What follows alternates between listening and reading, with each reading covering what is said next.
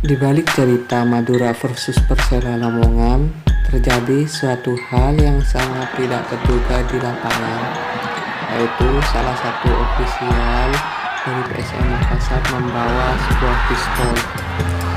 Hal tersebut membuat polisi mengamankan orang tersebut.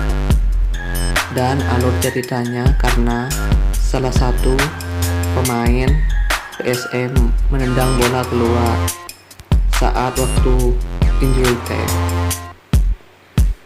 Pemain tersebut dilempar botol oleh